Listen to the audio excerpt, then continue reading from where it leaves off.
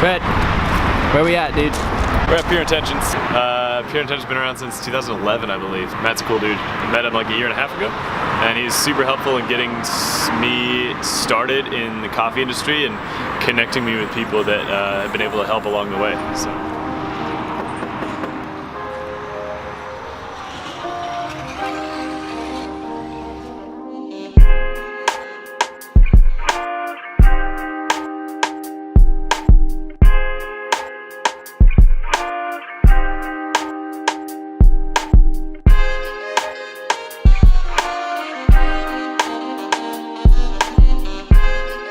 Welcome to episode 2 of Coffee and Conversations. Standing here with Matt Yarmey of Pure Intentions Coffee. We're actually in the Pure Intentions warehouse right now. Coffee's roasting in the next room over. Matt just brewed up some fresh coffee. First things first, what are we drinking? This is actually a new project of ours. This is the first Geisha that we've ever had.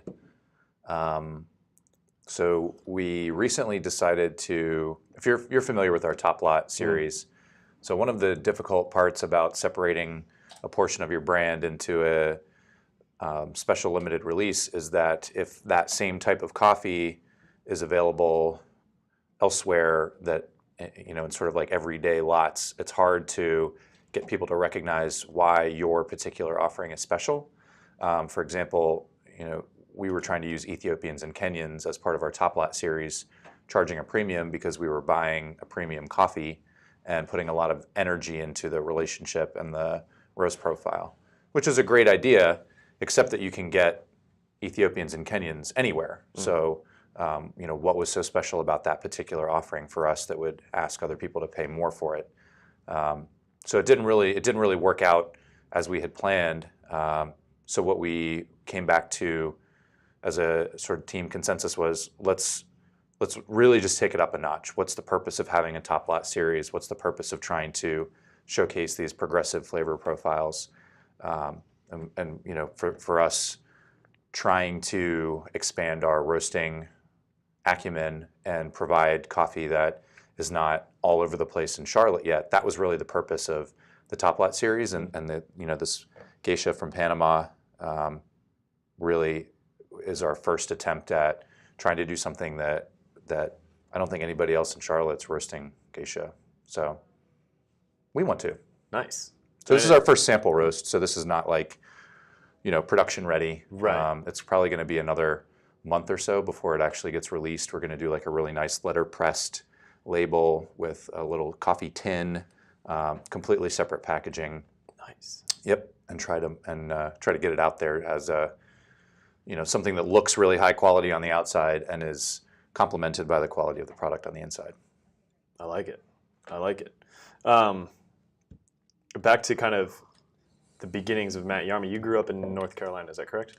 I spent a good part of my childhood in Charlotte, down sort of off Providence Road near Weddington. Mm-hmm.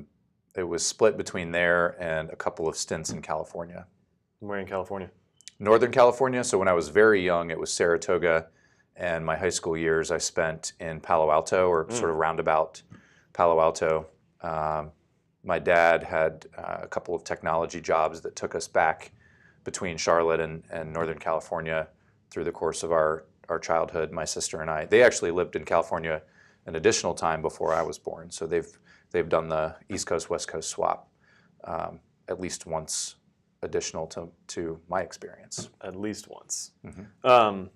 Eventually ended up at Lehigh University, is that correct? It is, yep. How did you end up at Lehigh? Mountain Hawks. If you said Mountain Hawks, I wouldn't have known that that's the mascot. It was originally the Engineers, and then they decided that was a really uninspiring mascot, so they switched it to the Mountain Hawks. I ended up there. I actually had a very old relative that I don't think I've ever met who went to Lehigh a long time ago. And for some reason, our college counselor, when I was in high school in California, really liked Lehigh the year that I was graduating. 3 of my graduating class of 100 kids in Northern California went all the way across the country to a really small engineering and business school in the mountains of Pennsylvania. And nobody before us from my high school had been to Lehigh. and nobody after us followed us. So for some reason, our year, we just decided that we needed to send 3% of our graduating class to Lehigh. Yeah, that's pretty wild. Is that a good thing having people you knew, in the same freshman class, or is that like, wow, I'm just with all my high school friends again? No, one of the guys I wasn't really friends with in high school. The other guy I was very good friends with, and we continued our friendship, and he still remains one of my best friends today. So, we've gone and done completely different things in life, but I think that being friends in high school and then having that connection in college and, living relatively close by after the fact, that's always been a good thing to keep us close. Nice. Yeah. Yeah. I asked that because I went all the way across the country for college. Nobody I knew in college I knew previously. It was just completely new scene, completely new set of people, just kind of rebuilding from scratch, so to speak. My social life, anyway. After Lehigh, you ended up as a information system auditor, you said. Ah, yes, the glory years. What does that even mean? What, information systems, first of all, what are those? And why do they need auditing? I thought that was a tax thing. Yep. So now you're stretching my memory back. So what I went to college for was a combination of computer science and corporate finance. So it was meant to address a lack of skills in the corporate world of folks that had both technical acumen but an ability to translate that into real world layman's terms, or to tell people what the business reason was for doing certain things in the back end. Yeah. So I went to school and did a double major in computer science and corporate finance. And at the time, it was sort of like 2006 when Sarbanes-Oxley was going crazy, which was this big regulation on financial institutions. And so I was hired pretty much right out of college. I did an internship with KPMG and was hired right out of college to the New York City KPMG office. And my job was to travel around the country to companies that had a lot of financial information being processed by technology. And so my ability to understand the technology and how all those transactions were flowing, but then take that up a layer into actual normal conversation and say, hey, business owner, here are the questions that I have about how your business operates, match that back to how the transactions were actually flowing, and make sure that there was nowhere for things to slip through the cracks, nowhere for fraud to take place, and just kind of all along the way make sure that the system remained whole. So then we would issue a report, and the stockholders of that company that we were there to audit would say, okay, now I know not only are the financials okay, because somebody actually comes in and audits the financials, but I know that there's less of a risk that anything bad's going to happen because all of the computer systems that are processing all these really complex financial transactions, those are operating up to spec as well.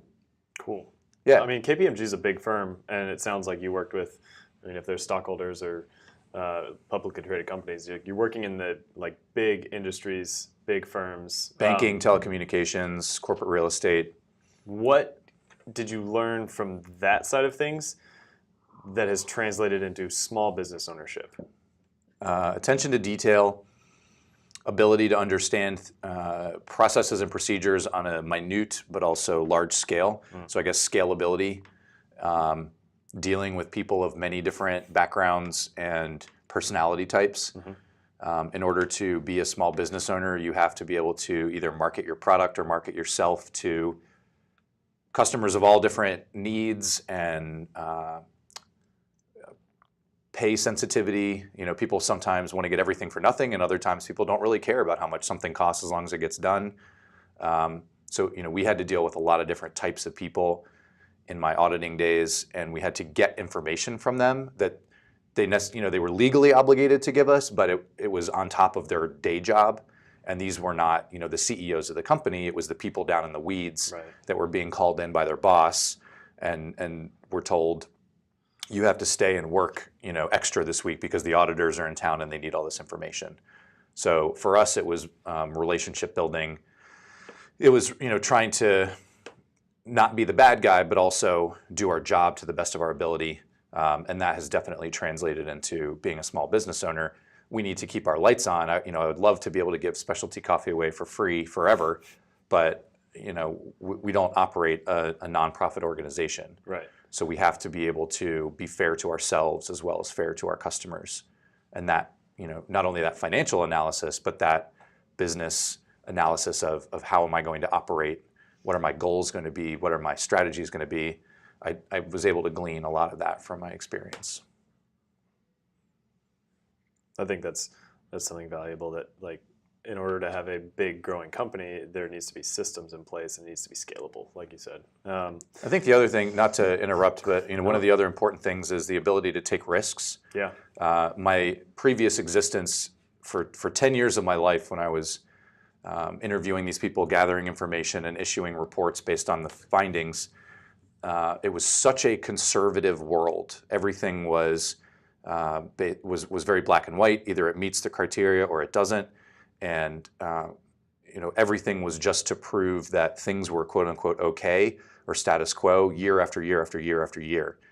And it got to the point where I realized that I could hypothetically do that for 80 years and die having done nothing but done information systems audits for the rest of my life. And that's not what I wanted to define as my success criteria. Right.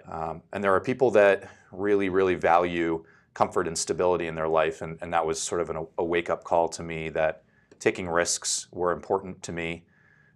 Learning new things was very important to me, and taking a chance on myself and betting on my intelligence and my work ethic was important to me, instead of just doing something that I already knew I was good at repetitively for a long period of time. Right. That's not how I wanted to live my life. So that was like a major life lesson that I learned by doing the same thing for 10 years. Yeah, that leads me directly into the next few questions. What this transition you talked about, was that like you woke up one morning and you knew that was it? Or was it like you had this feeling for months and years on end, and you said 10 years into your career that like you had this realization? What was that process like? What was that transition like? Yeah, so it was definitely slower than a one morning wake up call, snap your fingers, quit your job, do something else. It was sort of a slow bleed over a long period of time where you try something that you think is going to fill this void in your soul, and it kind of does, but doesn't really do the trick. And so you try something else and it kind of does something different. And so it's just an accumulation of experience over a period of time that you end up learning enough lessons out of that you are able to continue confidently making decisions to move yourself forward. So, I was the kind of kid when I lived, in a suburban neighborhood growing up, I was the kind of kid putting flyers in everybody's mailbox on my bike for $5, lawn mowing services and yard raking services. And that's how I made my money when I was, I barely got any allowance. Right. And so that's how I made my spending money, was by mowing people's lawns and eventually building people's websites and stuff like that. So I always knew that I could do things on my own. I wasn't like dependent on somebody else in order to try something. It was just the figuring out what it was, and then having the confidence to compromise other parts of your life in order to pursue something like that. So in the beginning, it was buying a small home roaster while I still had a full-time job. Right. And the more clients that I accumulated at the time, it was just taking away from my ability to have a personal life, right? Right. So I still had to get up and go to work, but then, nights and weekends, I would be sitting in front of the sample roaster in the second bedroom of my apartment, roasting a half a pound at a time, trying to fill a 10-pound order. So that was a compromise that I had to get on board with, not going out with friends on weeknights or weekends, and just kind of committing to something that I thought might have some legs down the line. Were you still living in New York at the time, or No, this is in Charlotte. In Charlotte, okay. Yeah, so I technically started Pure Intentions in 2011, and that was still with the little home roaster. As soon as I had like an official package, we incorporated just to be safe. Right. Yeah. Yeah. So that was probably smart. Yeah. How'd you get into coffee? I feel like when I've talked to people in coffee, there's like one cup of coffee or like one experience where they were like, holy cow, like what is this? What was that experience like for you? How did you get started in it? I don't know that there's one cup of coffee that I could look back to. I think I've always enjoyed coffee as a mechanism for creating conversation. And I've always been really interested in businesses that had some kind of cultural component, as well as some kind of artistic component, as well as some kind of scientific component. So, craft beer is great. You have to know the science behind beer, but there's also an art form to it, and it's obviously cultural. Just look at what's going on in that industry right now. So I really appreciated that about coffee. I had no idea what I was getting into, but I was a dark roast Sumatra drinker. My dad and I used to do those like subscriptions where they would send you a couple bags every month, and you could try them, and it would give a little profile of the farmer. So I knew like a little bit about, but I had no idea of what I was doing brewing wise, or whether the stuff that we were getting was actually any good or fresh or anything. Right. So it was, I think it was just sort of like a leap of faith that I was sort of on the edge of coffee, but I had no idea what specialty coffee was. And buying a little home roaster was a way of getting involved in coffee discovery without like quitting your job and opening a coffee shop. Right. So I guess it was sort of like dipping a toe in, At some point you did quit your job though. What was that like? When did it get to the point where it wasn't just like nights and weekends where you're at the roaster instead of at the bar? What was that tipping point? And then like, you said you like taking risks. That's a big risk. Yeah, it was a huge risk. It was probably the scariest thing I'd ever done for multiple reasons. The first being, I had worked very long and very hard to build a career in an industry, and I'd done a very good job of it. So I had a really nice job in a well-respected company, and I was one of the leading members of the group that I worked in, and was continuing, on the upswing of that career, and had some opportunities that I actually had to turn down because I wanted to stay committed to the coffee business. I was offered the opportunity to move out of country to help pursue opportunities out of the country. But I obviously would have had to have given up what I was doing here in order to pursue that. So that, that was a difficult decision at that time. Giving up the stability of that job altogether was definitely one of the hardest decisions I've ever had to make in my entire life. But eventually you either analyze something to the point that your analysis no longer means anything, or you make a decision and deal with the consequences. Right. And at that point, I was ready to deal with the consequences. And if I fell on my face, then, you're really never going to be that bad. I wasn't going to die because I quit my job and decided to pursue my passion. Yeah. I had people around me that cared about me, and I knew that if I tried to do something on my own and it didn't work, that I was intelligent enough and hardworking enough that I'm not going to just let that be the end of it. So I eventually just decided that enough was enough, and I needed to try it, if for no other reason than to know whether I could be successful or not. Did the people, the company you worked with, did people there, whether just colleagues or the higher ups, did they know about Pure Intentions at the time? They knew that you were roasting coffee and you had this side hustle, or slowly becoming a little business of its own? Yeah, so they were actually pretty foundational in my ability to give that job up and pursue this as a full-time passion.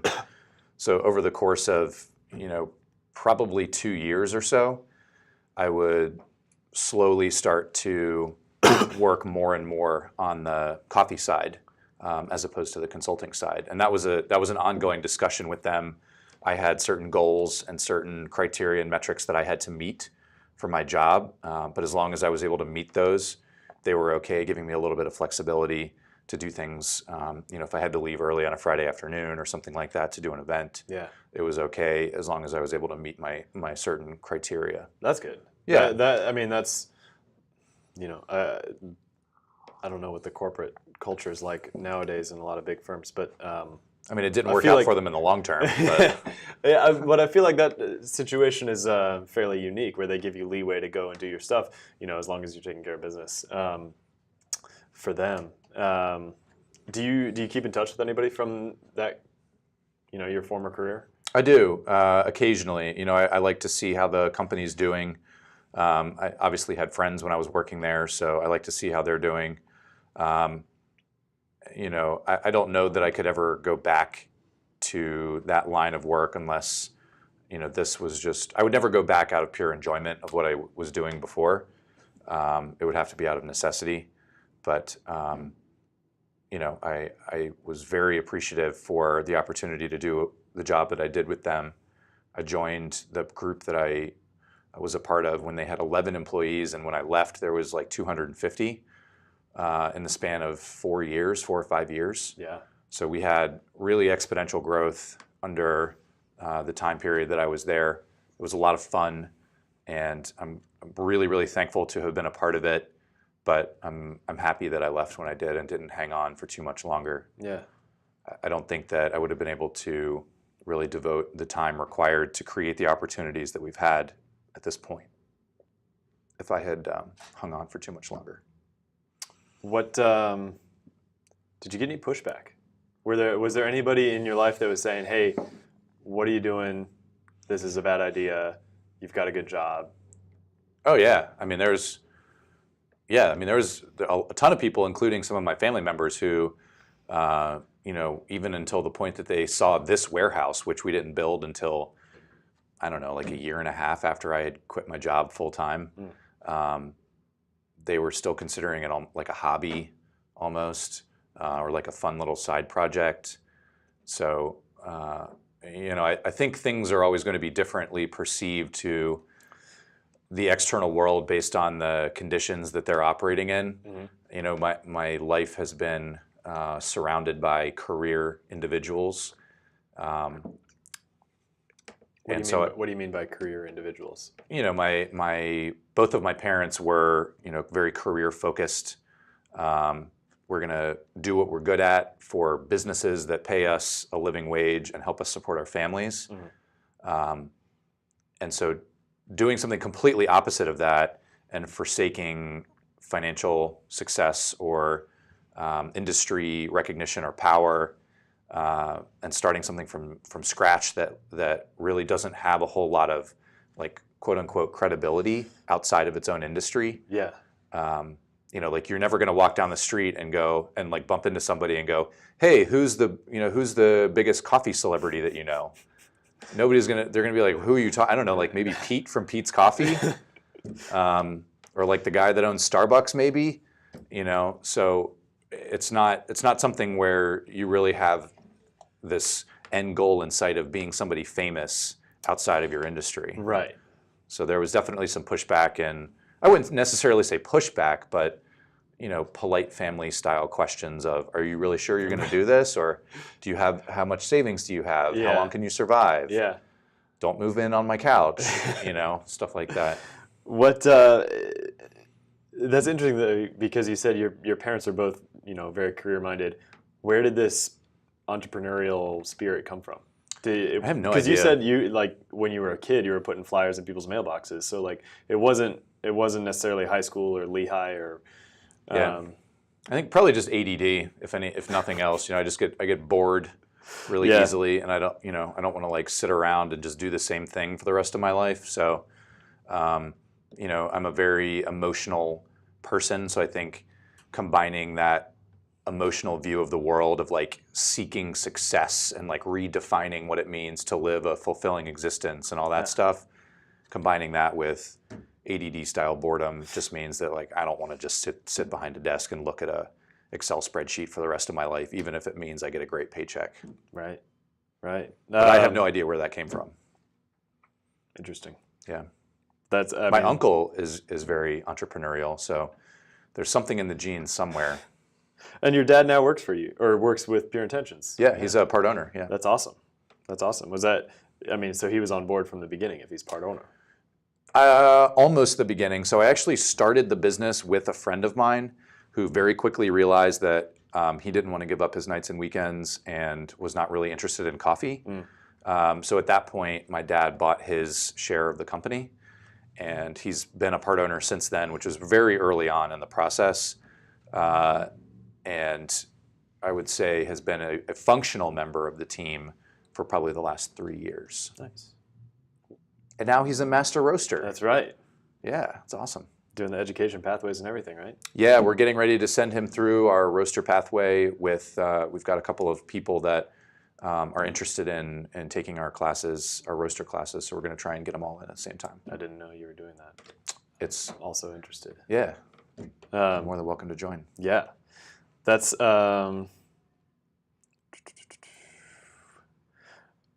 kind of the end of that line of questioning. Cool. I had a bunch of other stuff written down though. So, apart from being, what you do, what does coffee mean to you now? So coffee in general has started to embody this, as I mentioned in our previous line of questioning, this pursuit of a fulfilled existence. Yeah. And that was really the whole reason for getting into this business in the first place, was not the business aspect of it or because I thought I would become a millionaire, but it was an attempt to work with my hands and my brain simultaneously, build a network of like-minded individuals that could help to create something passionate and try to share educationally what that meant to us with other people that may or may not care about it. But I think the act of sharing something, if everybody shared a little bit, we would all be a lot better off. So this is my attempt to try to create something lasting. Yeah. I suppose. That's fair. Yeah. Sorry, but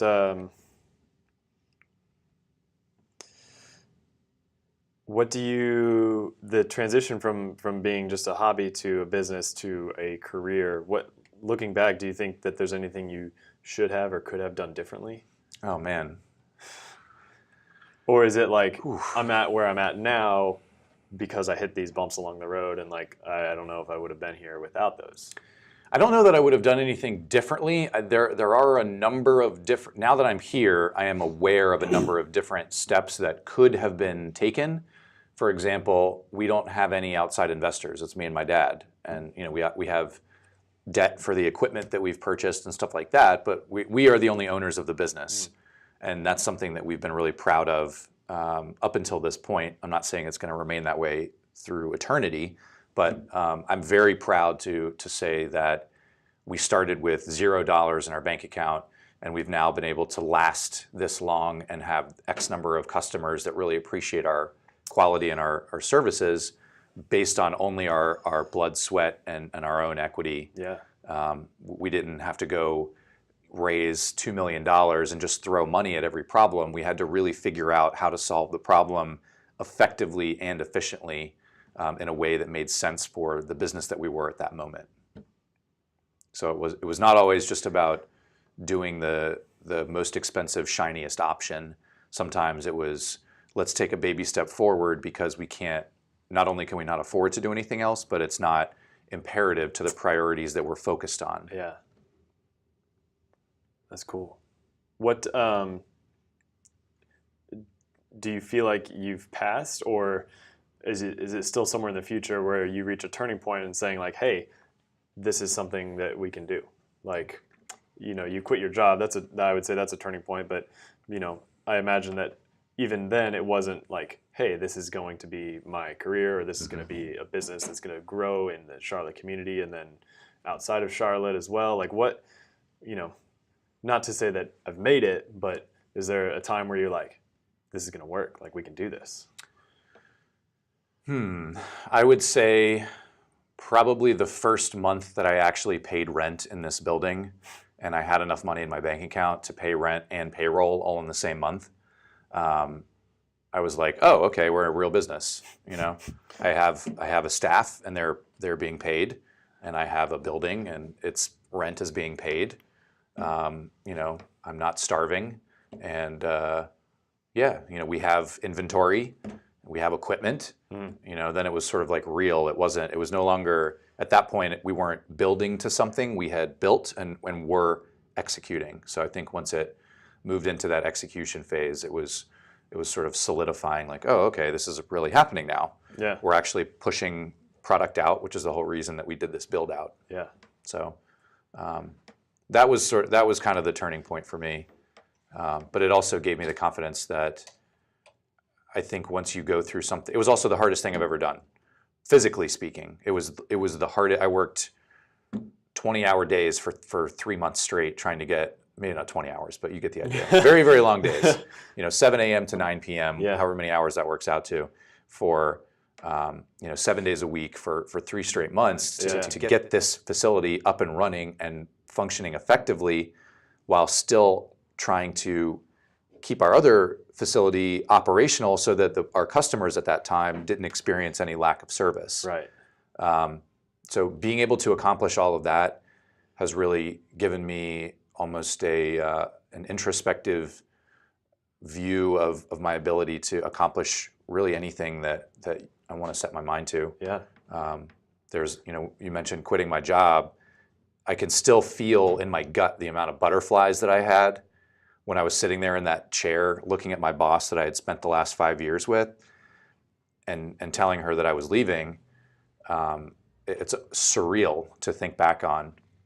And now it's fun to think about those challenges. It's not intimidating anymore. It's like, oh, I can't wait to see if I fall on my face when I do this. It's not scary to think about failure anymore, because I know that as long as you have the ability to continue working towards something and you're not really scared if you fail or not, or you can redefine what failure really is and just turn it into a step along the way, it turns out to be fun.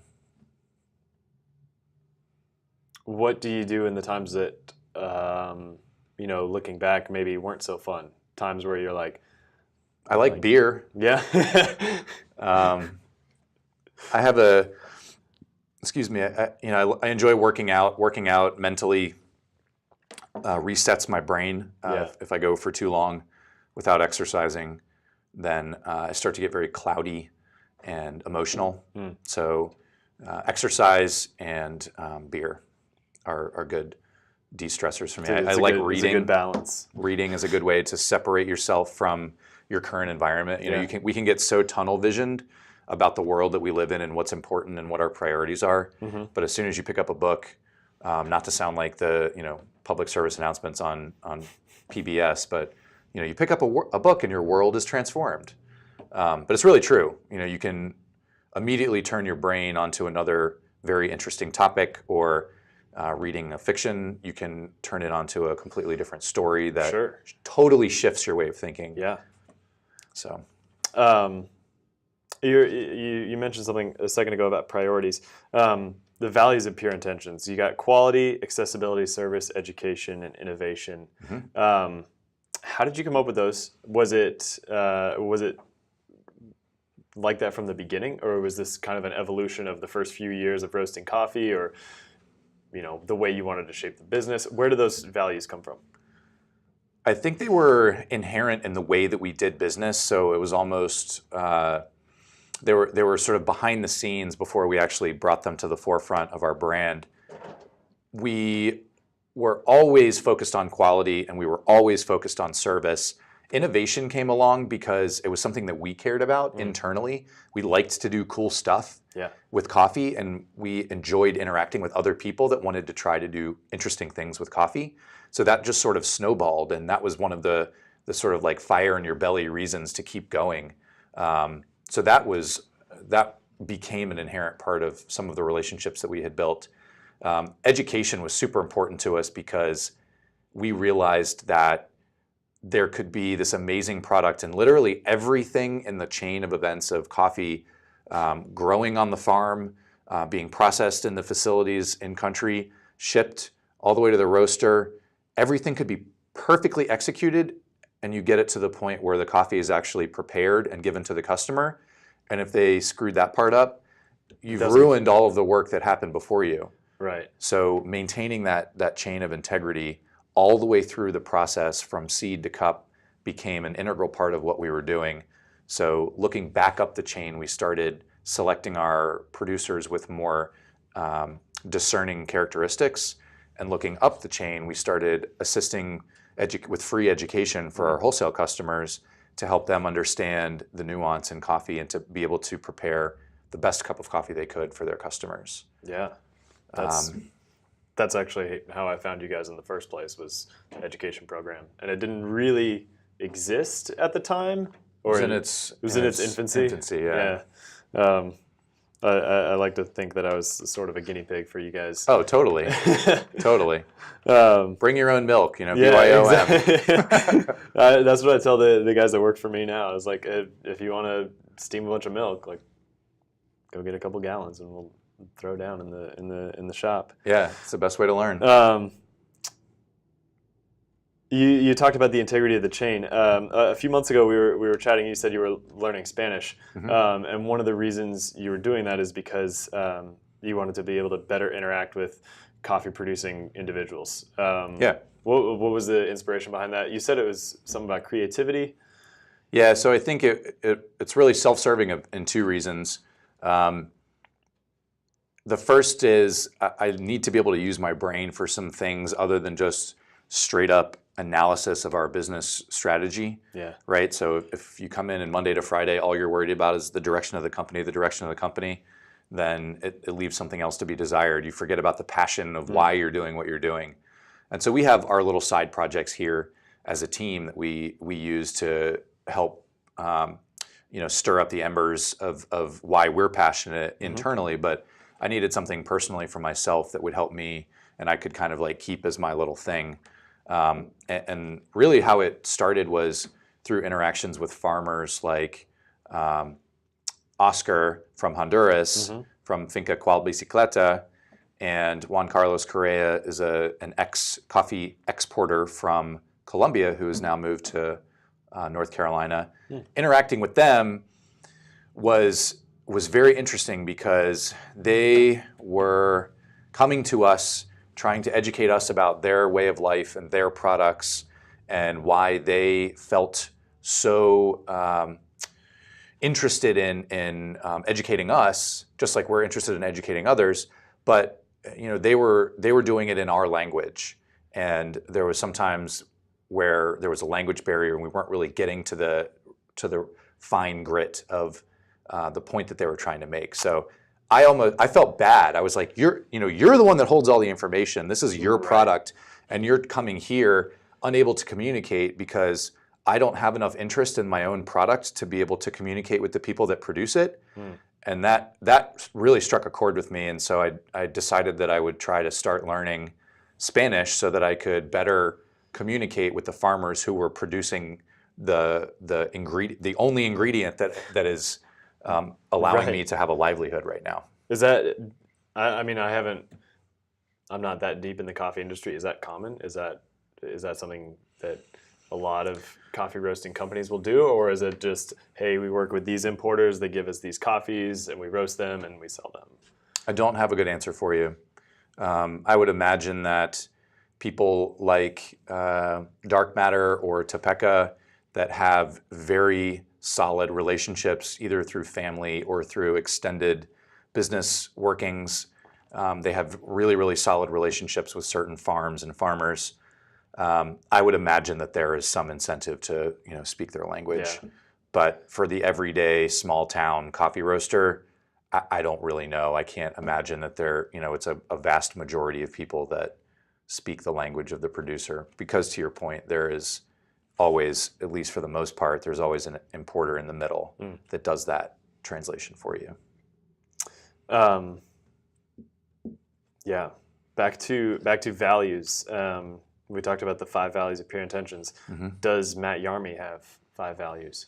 Yeah, I mean, I think those are very similar to my own values.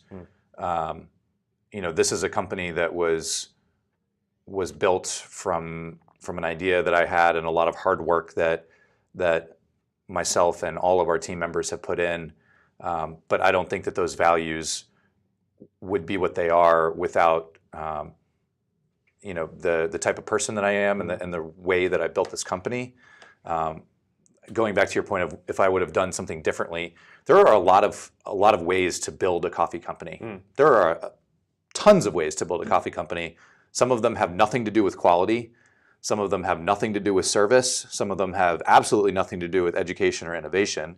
And I'm not talking about like local small specialty roasters, like in the grand scheme of things. Yeah. There is so many different ways to build a coffee company. So if all I said was, I don't really care about any of that stuff, I just want to be involved in coffee and make a living, I probably wouldn't have done it the way that I did it now. But me as a person, I care about doing things the right way, to the best of my ability, and making that available to the largest amount of people that I can find to see, hey, what do you think about this? So, quality, service, accessibility, all get tied into that.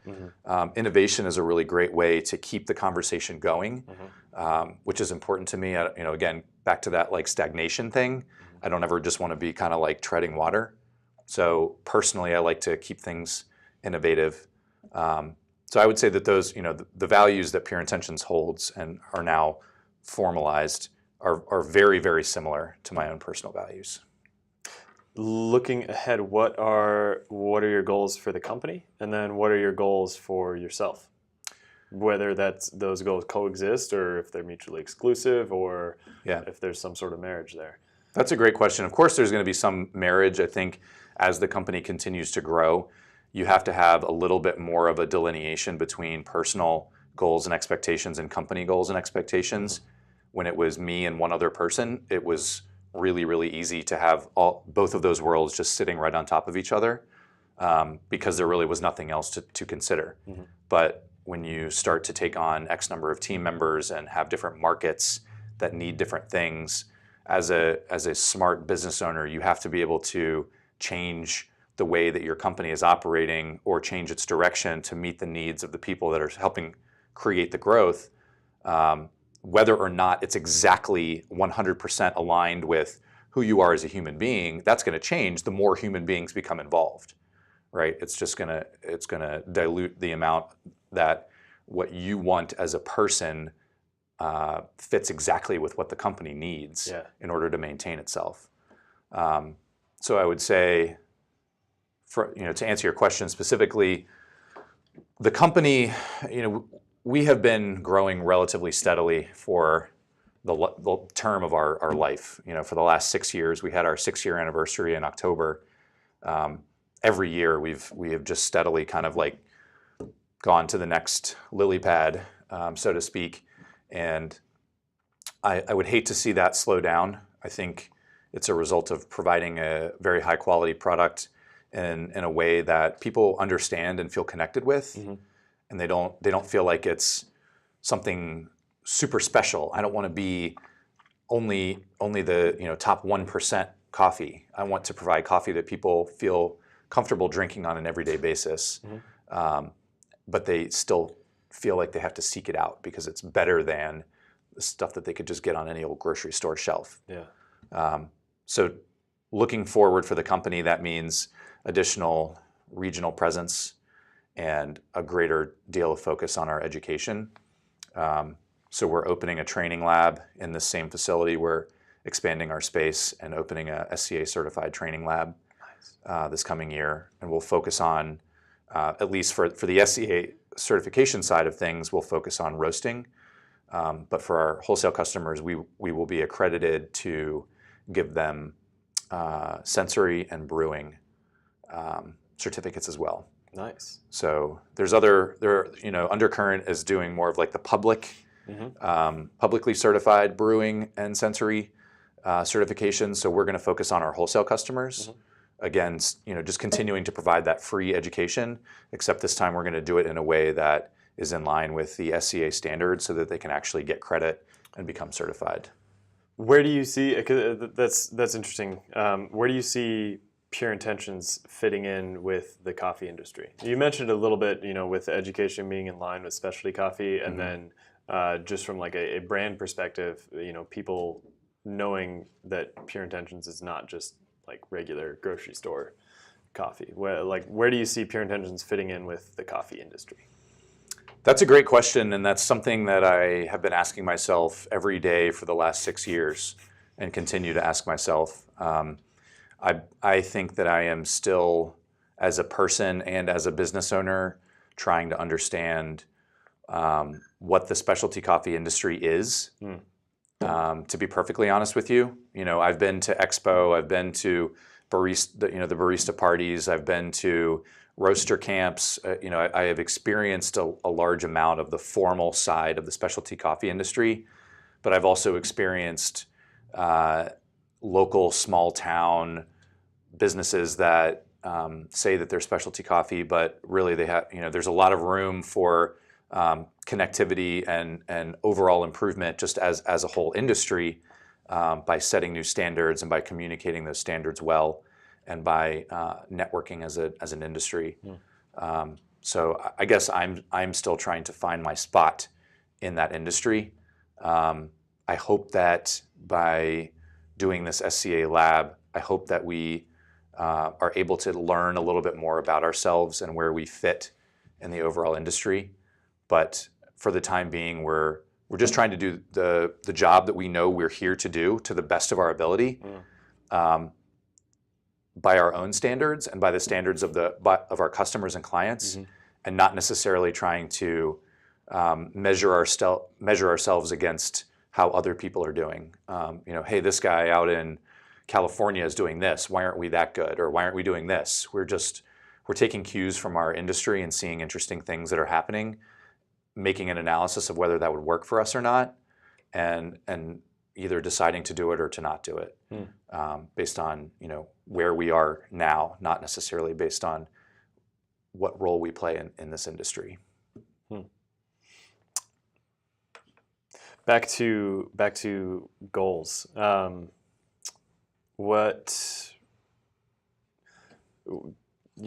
The goals you listed weren't really like defined, tangible things. But if, say, you achieve your goals, what do you do tomorrow?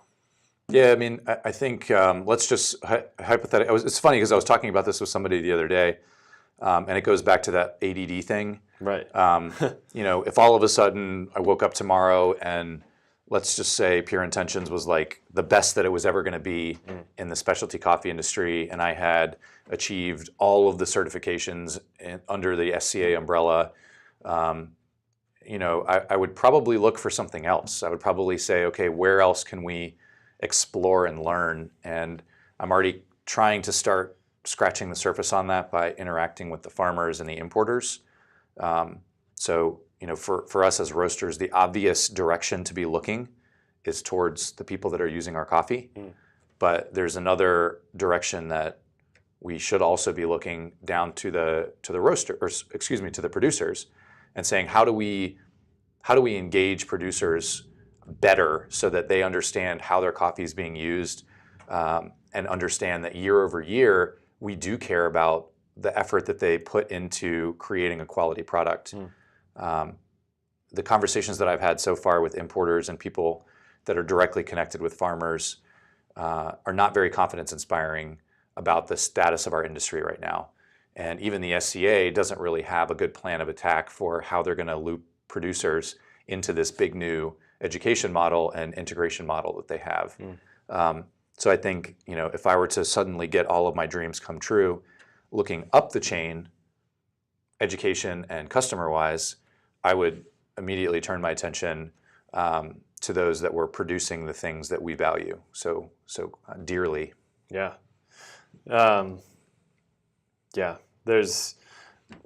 We could talk for a long time about the future of coffee in general. Like you said, some people feel like it's not very bright, but I don't think that's necessarily the right topic for this discussion. Last line of questioning. Sure. There's an 18-year-old Matt Yarmey on the phone. What do you tell that kid? Quit being such an asshole.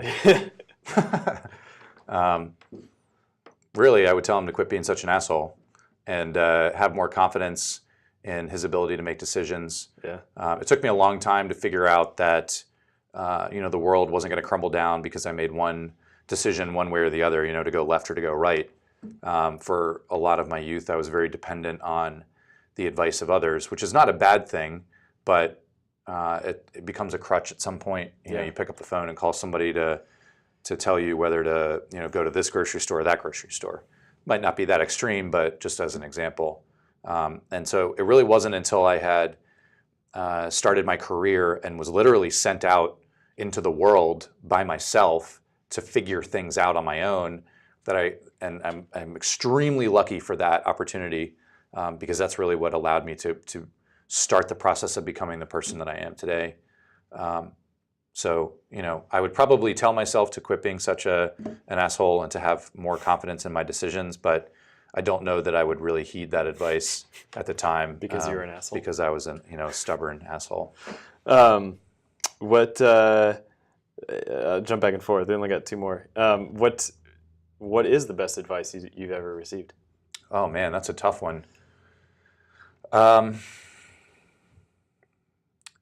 know it's going to sound cheesy, but and it might not just be advice. It's more just like a note of support that my family will always have my back.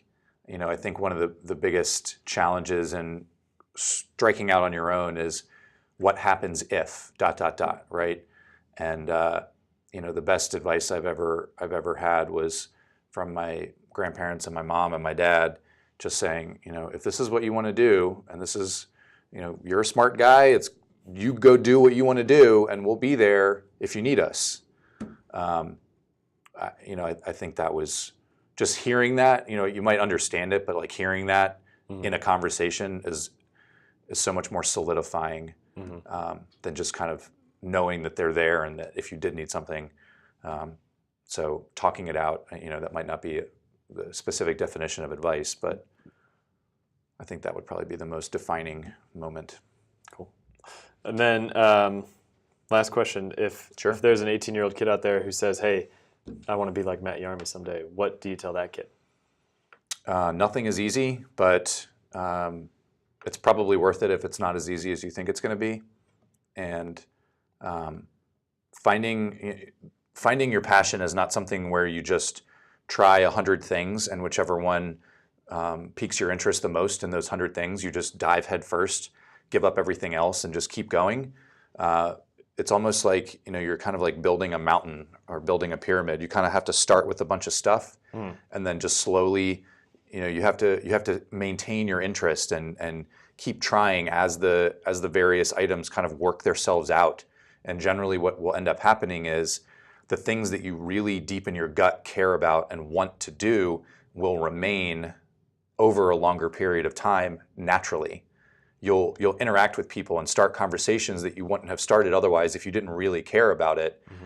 You'll find yourself looking at websites or following people on Instagram that create those opportunities for connection in the coffee industry or whatever industry that would never really happen otherwise. So I feel like, and not to sound like an old man, but I feel like kids these days, they just try one thing and immediately don't like it, so they just throw it in the garbage. Or they try one thing and they think, oh, this is it for me, and then they just forsake everything else. And in my experience, you can't really do that. You have to do things that are not necessarily your most favorite thing in the world, but might get you to a point where you can have a conversation or figure something out about yourself that allows you to start kind of weaning down what you want to get to the top of that pyramid. I like it. Well, that's everything I have for as far as questions go. Cool. Thanks for having me. Yeah, I really appreciate it. Thanks for taking the time to sit down and chat or stand up and chat for a while. And thank you for the delicious coffee. I can't wait to taste the newer iterations of it. Don't keep asking Jessie for it every week. It's going to be about a month. Well, Jessie sends me these things where she says like, yeah, we have this new Guatemala. And then I say like, oh, okay, I'd love a bag of it. She's like, oh, it's not ready yet. And I was like, all right, sick. Let me know when it's ready, I guess. Yeah.